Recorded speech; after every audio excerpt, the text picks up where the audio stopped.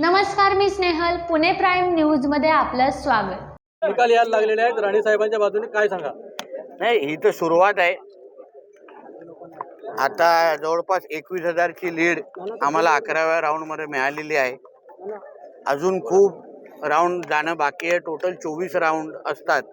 म्हणून मला विश्वास आहे की जो आम्हाला अपेक्षित विजय होता तो त्याच पद्धतीचे आकडे तुम्हाला 24व्या राऊंडपर्यंत दिसतील असा माझा ठाम विश्वास आहे. म्हणून त्या पद्धतीची तयारी आमच्या सगळ्यांची आहे.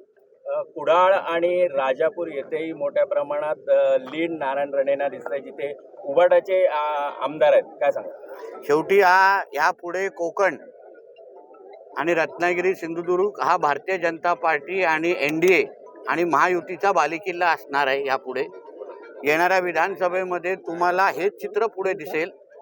म्हणून इकडच्या जनतेचे आता अजूनपर्यंत 24व्या राऊंड नंतर मी त्या मतदारसंघाच्या जनतेचा निश्चित पद्धतीने आभार मानेन.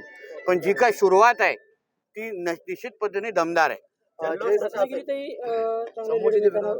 उमेदवार आहेत विनायक राऊत, त्यांनी आपण 2.5 लाख मतदार सांगितलं. काय सांग? कुठले विनायक भाऊराव राऊत किंवा लहू राऊत हे आता आम्हाला कन्फ्युजन झालंय.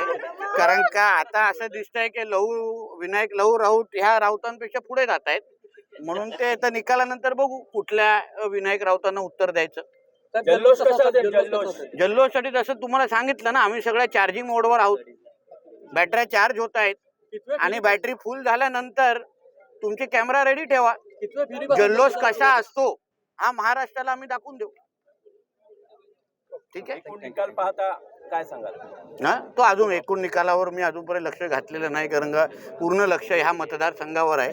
एकदा सगळे इकडून लक्ष थोडं बाजूला गेलं तर मी एकूण निकालावर संध्याकाळपर्यंत बोलेन. रत्नागिरी जिल्ह्यात मिळणाऱ्या आकडेवारीबद्दल काय सांगा? ना अजूनपर्यंत पूर्ण आकडेवारी येऊन दे ना. लवकर घाई कशाला तुम्ही करताय?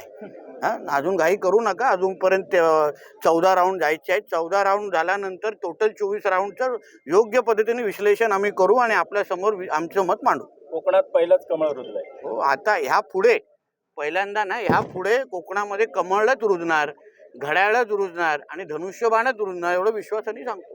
थँक्यू. पाहत राहा पुणे प्राईम न्यूज. धन्यवाद.